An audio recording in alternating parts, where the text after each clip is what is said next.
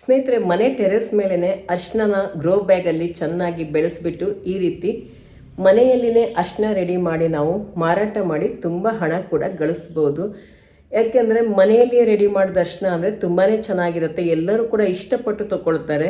ಪ್ರತಿದಿನ ನಮ್ಮ ಆಹಾರದಲ್ಲಿ ಇದನ್ನು ಬಳಸೋದು ತುಂಬಾ ಉತ್ತಮ. ಅಡಿಗೆಯಲ್ಲಿರ್ಬೋದು ಅಥವಾ ಬೆಳಗಿನ ಟೈಮಲ್ಲಿ ಇದನ್ನು ಸ್ವಲ್ಪ ನೀರಿಗೆ ಕಡ್ಕೊಂಡು ಕುಡಿಯೋದಿರ್ಬೋದು. ಇದೆಲ್ಲ ಮಾಡೋದ್ರಿಂದ ನಮ್ಮ ಆರೋಗ್ಯನ ಚೆನ್ನಾಗಿ ಇಟ್ಕೋಬೋದು. ಮತ್ತು ಯಾವುದೇ ಕೆಮಿಕಲ್ ಆಗಲಿ ಏನು ಕೂಡ ಮಿಕ್ಸ್ ಆಗಿರಲ್ಲ. ಮನೆಯಲ್ಲೇ ತಾಜಾ ರೆಡಿ ಮಾಡಿಕೊಟ್ರೆ ಪರಿಮಳ ಕೂಡ ತುಂಬಾ ಚೆನ್ನಾಗಿರುತ್ತೆ, ಕಲರ್ ಕೂಡ ತುಂಬ ಚೆನ್ನಾಗಿರುತ್ತೆ. ತೋರಿಸ್ತೀನಿ ಓಪನ್ ಮಾಡಿಬಿಟ್ಟು. ನಿಮಗೆ ಮಾರ್ಕೆಟಲ್ಲಿ ಪ್ಯಾಕೆಟಲ್ಲೆಲ್ಲ ಸಿಗೋ ಅರ್ಶಿನ ಇದೆಯಲ್ಲ, ಅಷ್ಟು ಗಮ್ ಅಂತಿರಲ್ಲ. ಇದಂತೂ ಗಮ್ ಅಂತಿರುತ್ತೆ. ಕಲರ್ ನೋಡಿ ಏನು ಚೆನ್ನಾಗಿದೆ ಅಂತೇಳಿ. ಮನೆಯಲ್ಲೇ ರೆಡಿ ಮಾಡಿರುವಂಥ ಅರ್ಶಿನ. ನೀವು ಈ ರೀತಿ ಮನೆಯಲ್ಲಿ ಅರ್ಶಿನ ರೆಡಿ ಮಾಡಿಕೊಂಡು ಬೇಕಾದಷ್ಟು ಹಣ ಕೂಡ ಗಳಿಸ್ಬೋದು. ಯಾವ ರೀತಿಯಾಗಿ ಮನೆಯಲ್ಲಿ ಅರ್ಶಿನ ಬೆಳೆಸ್ಬೋದು ಅನ್ನೋದನ್ನು ಇವತ್ತಿನ ವ್ಲಾಗಲ್ಲಿ ನಿಮ್ಮ ಜೊತೆಗೆ ಶೇರ್ ಮಾಡ್ತೀನಿ. ತುಂಬ ಸುಲಭ. ಅರ್ಶಿನ ಬೆಳೆಸೋದಕ್ಕೆ ಜಾಸ್ತಿ ಖರ್ಚೇನೂ ಇರಲ್ಲ, ಜಾಸ್ತಿ ಗೊಬ್ಬರ ಬೇಕಂತಿಲ್ಲ. ಒಂದು ಸಾರಿ ನೀವು ಗೊಬ್ಬರ ಮತ್ತು ಮಣ್ಣನ್ನು ಯಾವ ರೀತಿ ಮಿಕ್ಸ್ ಮಾಡಿ ಹಾಕಬೇಕು ಅನ್ನೋದು ತೋರಿಸ್ತೀನಿ. ನಾನಂತೂ ಪ್ರತಿ ವರ್ಷ ಬೆಳೆಸ್ತೀನಿ. ತುಂಬಾ ಮನೆಗೆ ಸಾಕಾಗುವಷ್ಟು ಬೆಳೆಸಿ ಇನ್ನೂ ಬೇರೆಯವರಿಗೆಲ್ಲ ಕೊಡುವಷ್ಟು ಕೂಡ ಮಾಡ್ತೀನಿ. ತುಂಬಾ ಚೆನ್ನಾಗಿರುತ್ತೆ. ನಾನಂತೂ ಮನೆ ಬಳಕೆಗೆ ಅರ್ಶಿನ ಯಾವತ್ತೂ ಆಚೆಯನ್ನು ತಗೊಳ್ಳೋದೇ ಇಲ್ಲ. ತುಂಬ ವರ್ಷಗಳಾಗೋಯ್ತು. ಮನೆಯಲ್ಲೇ ರೆಡಿ ಮಾಡ್ಕೋತೀನಿ. ಈ ವರ್ಷ ನೆಲದಲ್ಲೂ ಹಾಕಿದ್ದೀನಿ, ಗ್ರೋ ಬ್ಯಾಗಲ್ಲೂ ಹಾಕಿದ್ದೀನಿ. ಗ್ರೋ ಬ್ಯಾಗಲ್ಲಿ ಯಾವ ರೀತಿ ಹಾಕೋದು ಅನ್ನೋದನ್ನು ಇವತ್ತಿನ ವ್ಲಾಗಲ್ಲಿ ನಿಮ್ಮ ಜೊತೆಗೆ ಶೇರ್ ಮಾಡ್ತೀನಿ. ತುಂಬಾ ಲೇಡೀಸ್ ಮನೆಯಲ್ಲಿ ನಾವೇನಾದರೂ ಮಾಡಬೇಕು, ನಮ್ಮ ಖರ್ಚಿಗೆ ಹಣ ಮಾಡ್ಕೋಬೇಕು ಅಂತ ಅಂದ್ಕೋತಾ ಇರ್ತೀರಲ್ವ. ಈ ರೀತಿ ಅರ್ಶಿನ ಮಾಡಿಕೊಂಡು ಆರಾಮಾಗಿ ಹಣ ಗಳಿಸ್ಕೋಬೋದು. ಹಾಗೆ ನಿಮ್ಮ ಮನೆಗೂ ಕೂಡ ನೀವು ರೆಡಿ ಮಾಡ್ಕೋಬೋದು. ಎಷ್ಟು ಸುಲಭವಾಗಿ ನೀವು ಮನೆ ಟೆರೆಸ್ ಮೇಲೇ ಬೆಳೆಸ್ಕೋಬಹುದು. ಜಾಗ ಬೇಕಂತಿಲ್ಲ ಜಾಸ್ತಿ. ಮನೆ ಟೆರೆಸ್ ಮೇಲೆ ಗ್ರೋ ಬ್ಯಾಗಲ್ಲಿ ಬೆಳೆಸ್ಬೋದು. ಒಂದು 10-15 ಗ್ರೋ ಬ್ಯಾಗಲ್ಲಿ ಬೆಳೆಸ್ಬಿಟ್ರಿ ಅಂದರೆ ಆರಾಮಾಗಿ ನೀವು ಮಾರಾಟ ಕೂಡ ಮಾಡೋಕ್ಕಾಗತ್ತೆ. ಇನ್ನೂ ಜಾಸ್ತಿ ಮಾಡ್ಬೋದು. ಒಂದು 100 ಗ್ರೋ ಬ್ಯಾಗಲ್ಲೆಲ್ಲ ಬೆಳೆಸ್ರಿ ಅಂದರೆ ಕೈ ತುಂಬ ಹಣ ಸಂಪಾದನೆ ಮಾಡ್ಬೋದು, ಹೆಚ್ಚು ಖರ್ಚಿಲ್ದೇನೆ.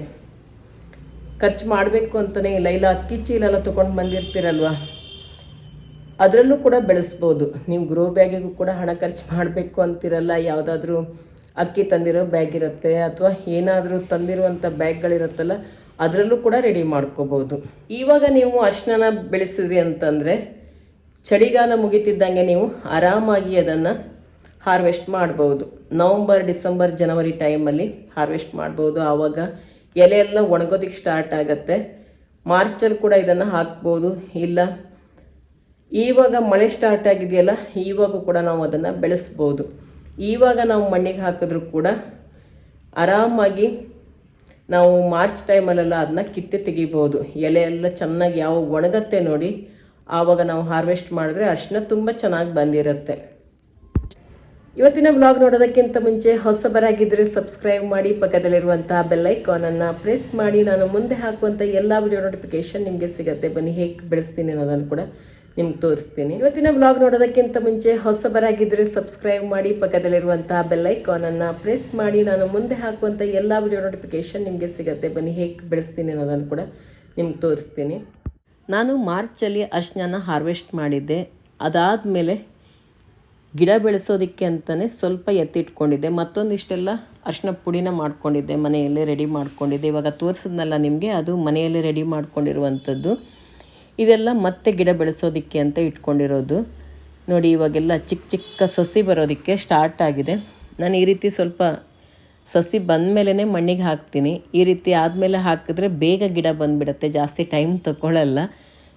ಅದಕ್ಕೋಸ್ಕರ ನೀವು ಕೂಡ ಇದೇ ರೀತಿಯೇ ಚಿಕ್ಕದಾಗಿ ಸಸಿ ಬರೋದಕ್ಕೆ ಸ್ಟಾರ್ಟ್ ಆದಮೇಲೆ ಮಣ್ಣಿಗೆ ಹಾಕಿ. ಇವಾಗ ಲಾಸ್ಟ್ ಇಯರ್ ಅರ್ಶಿನ ಹಾಕಿದ್ನಲ್ಲ, ಅದೇ ಗ್ರೋ ಬ್ಯಾಗಲ್ಲಿ ಈ ವರ್ಷ ಕೂಡ ಅರ್ಶಿನ ಹಾಕೋಣ ಅಂತೇಳಿ ಈಗ ಗೊಬ್ಬರ ಮಣ್ಣು ಮಿಕ್ಸ್ ಮಾಡಿ ಇಟ್ಕೊಂಡಿದ್ದೀನಿ. ಇಲ್ಲಿ ಇದನ್ನು ಈ ಗ್ರೋ ಬ್ಯಾಗಲ್ಲಿ ಹಾಕ್ಕೊಳ್ತೀನಿ. ನಾನಿಲ್ಲಿ ಬಳಸ್ತಾ ಇರುವಂಥದ್ದು ಮನೆಯಲ್ಲಿ ₹1 ಖರ್ಚಿಲ್ಲದೆ ರೆಡಿ ಮಾಡ್ಕೊಂಡಂಥ ಗೊಬ್ಬರ. ಹೊಂಗೆ ಹೂವು, ಹೊಂಗೆ ಎಲೆ, ಕಿಚನಲ್ಲಿ ಬೇಡ ಅಂತ ಎಸೆಯುವಂಥ ತರಕಾರಿ ಸಿಪ್ಪೆ, ಹಣ್ಣಿನ ಸಿಪ್ಪೆ, ನಂತರ ದೇವ್ರ ಪೂಜೆಗೆ ಬಳಸಿದಂಥ ಹೂಗಳು, ಇದನ್ನು ಬಳಸಿ ರೆಡಿ ಮಾಡ್ಕೊಂಡಿದ್ದೀನಿ. ನಾನು ಗೊಬ್ಬರ ಮಾಡುವಾಗ ಮಣ್ಣು ಹಾಕ್ಕೊಳ್ಳಲ್ಲ, ಅದಕ್ಕೆ ಅದು ಎಲೆ ಥರ ಕಾಣಿಸುತ್ತೆ. ಇವಾಗ ನೋಡಿ, ಗ್ರೋ ಬ್ಯಾಗಲ್ಲಿ ಮಣ್ಣು ಮತ್ತು ಗೊಬ್ಬರ ಎರಡು ಮಿಕ್ಸ್ ಮಾಡಿ ಹಾಕ್ಕೊಂಡಿದ್ದೀನಿ. ಎರಡು ಸಮ ಪ್ರಮಾಣದಲ್ಲೇ ಹಾಕ್ಕೊಂಡಿದ್ದೀನಿ. ಮಣ್ಣು ಮತ್ತು ಗೊಬ್ಬರನ ಸಮ ಪ್ರಮಾಣದಲ್ಲೇ ಹಾಕಿದ್ದೀನಿ. 50% ಗೊಬ್ಬರ ಹಾಕಿದರೆ 50% ಮಣ್ಣು. ಈಗ ಅರಿಶಿನ ನೀಡೋಣ. ಎರಡರಲ್ಲೂ ಹಾಕ್ಕೊಂಡಿದ್ದೀನಿ.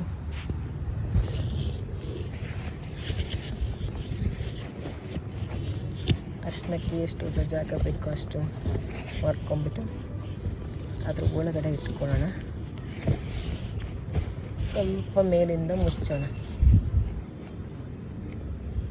ಇದಿಷ್ಟು ಮೇಲ್ಗಡೆ ಇರುತ್ತೆ, ಸಸಿ ಹಾಗೆ ಮೇಲ್ಗಡೆ ಬರುತ್ತೆ.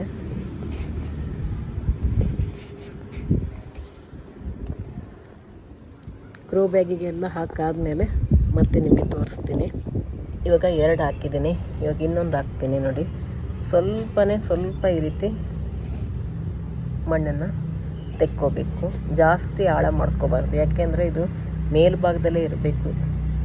ನಂತರ ಈ ರೀತಿ ಇಡೋದ್ರಿಂದ ಏನಾಗುತ್ತೆ ಅಂದರೆ ನೋಡಿ, ಇಲ್ಲೊಂದು ಸಸಿ ಬರೋದಕ್ಕೆ ಸ್ಟಾರ್ಟ್ ಆಗಿದೆ, ಇಲ್ಲೊಂದು ಹಾಗೆ ಇಲ್ಲಿ ಬರುತ್ತೆ ನೋಡಿ, ಇಲ್ಲೊಂದು ಬರೋದಕ್ಕಾಗಿದೆ. ಹಾಗೆ ಸುಮಾರಿಷ್ಟು ಪುಟ್ಟ ಸಸಿಗಳು ಹುಟ್ಕೊಳ್ಳುತ್ತೆ. ಅದಕ್ಕೋಸ್ಕರ ಇಷ್ಟೇ ನಾವು ಮುಚ್ಚಬೇಕು.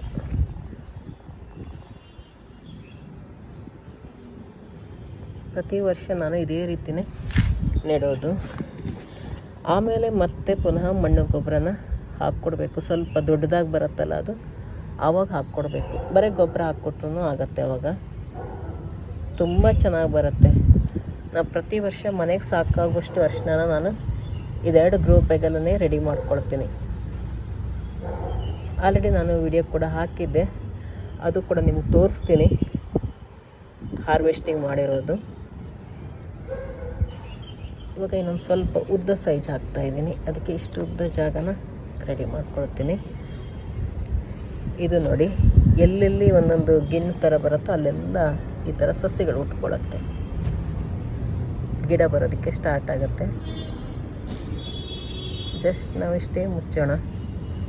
ಅಲ್ಲೂ ಚಿಕ್ಕ ಸಸಿಗಳು ಬರ್ತಾಯಿದೆ. ಆಮೇಲೆ ಮೇಲೆ ಬಂದ ಮೇಲೆ ಮತ್ತೆ ಹಾಕ್ಕೊಟ್ರೆ ಆಯಿತು ಗೊಬ್ಬರ ಎಲ್ಲ.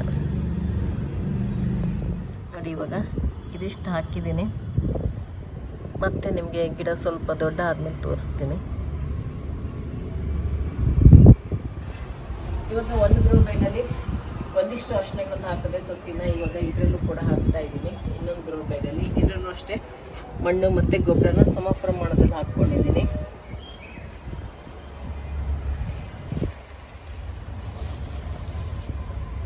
ಇವಾಗ ಇದೆಲ್ಲ ಹಾಕಿದ ಮೇಲೆ ನಾನು ಇದನ್ನ ಸರಿಯಾಗಿ ಎತ್ತಿಟ್ಟು ಹೋಗ್ಬೇಕು, ಇಲ್ಲಾಂದರೆ ನಮ್ಮ ಬೆಕ್ಕಿನ ಮರಿಗಳು ಇಲ್ಲಿ ಮಣ್ಣಿದೆ ಅಲ್ಲ ಅಂತೇಳಿ ಬಂದುಬಿಡತ್ತೆ. ಆಮೇಲೆ ಇಲ್ಲಿ ಇನ್ನೊಂದು ಸಸಿ ಹಾಕಿದ್ದೀನಿ.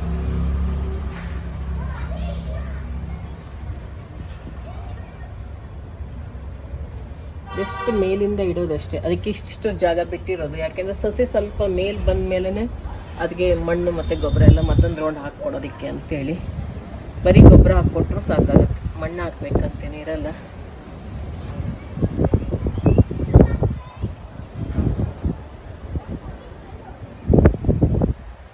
ಇವೆಲ್ಲ ನಾನು ಲಾಸ್ಟ್ ಇಯರ್ ಹಾಕಿದ್ನೆಲ್ಲ ಎತ್ತಿಟ್ಟಿದ್ನೆಲ್ಲ ಈಗ ಹಾಕ್ತಾ ಇದ್ದೀನಿ.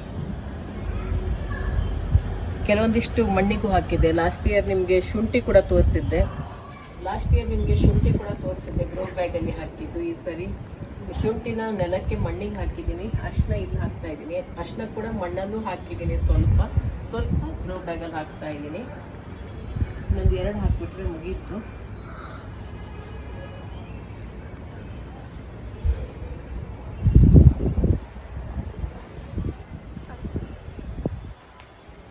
ಇವಾಗ ಇದೆಲ್ಲ ಹಾಕಿದ್ದಾಯಿತು. ಇದು ಲಾಸ್ಟ್ ಹಾಕ್ತಾ ಇರೋವಂಥದ್ದು. ಈಗ ಹಾಕಿ ಮುಗಿದ ಮೇಲೆ ನಿಮಗೆ ನೀರು ಹಾಕೋದು ಯಾವ ರೀತಿ ಅಂತ ಕೂಡ ತೋರಿಸ್ತೀನಿ. ಯಾಕೆಂದರೆ ನೀರನ್ನ ಫೋರ್ಸಲ್ಲೆಲ್ಲ ಹಾಕಬಾರ್ದು, ಗಿಡ ಮೇಲೆ ಬಂದುಬಿಟ್ಟಿರುತ್ತೆ. ನೀರನ್ನ ನಿಧಾನಕ್ಕೆ ನಾವು ಹಾಕಬೇಕು. ಇದಕ್ಕೆ ನೀರು ಹಾಕಿಬಿಟ್ಟು ಇದು ಸಸಿ ದೊಡ್ಡ ಬಂದಮೇಲೆ ಮತ್ತೆ ತೋರಿಸ್ತೀನಿ. ನೆಕ್ಸ್ಟ್ ಇದು ಸ್ವಲ್ಪ ದೊಡ್ಡ ಆಗ್ತಿದ್ದಂಗೆ ಮತ್ತೆ ನಿಮಗೆ ಯಾವ ರೀತಿ ಬಂತು ಅನ್ನೋದು ಕೂಡ ತೋರಿಸ್ತೀನಿ. ಇವಾಗ ಇದನ್ನೆಲ್ಲ ಗ್ರೋ ಬ್ಯಾಗಿಗೆ ಹಾಕಿದ್ದಾಯಿತು ಅರಿಶಿನ ಎಲ್ಲ. ಇವಾಗ ನೀರು ಹಾಕ್ಕೊಳ್ತೀನಿ. ಸ್ವಲ್ಪ ಮಾತ್ರ ಈ ರೀತಿ ನೀರು ಹಾಕಬೇಕು.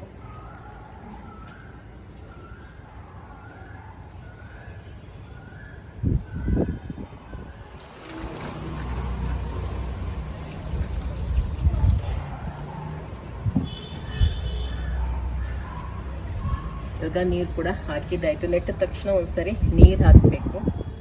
ಮಣ್ಣಿಗೆ ಹಾಕಿ 10 ದಿವಸ ಆಯಿತು ನೋಡಿ. ಈ ರೀತಿ ಎಲೆ ಎಲ್ಲ ಆಗೋದಕ್ಕೆ ಸ್ಟಾರ್ಟ್ ಆಗಿದೆ. ಅರಿಶಿಣದ ಕೊಂಬನ್ನು ಗ್ರೋ ಬ್ಯಾಗಿಗೆ ಹಾಕಿ ಇವಾಗ 8ನೇ ದಿವಸ ನೋಡಿ ಯಾವ ರೀತಿ ಕಾಣಿಸ್ತಾ ಇದೆ ಅಂತೇಳಿ. ಕೆಲವೊಂದು ಚಿಕ್ಕದಾಗಿಯೇ ಇದೆ,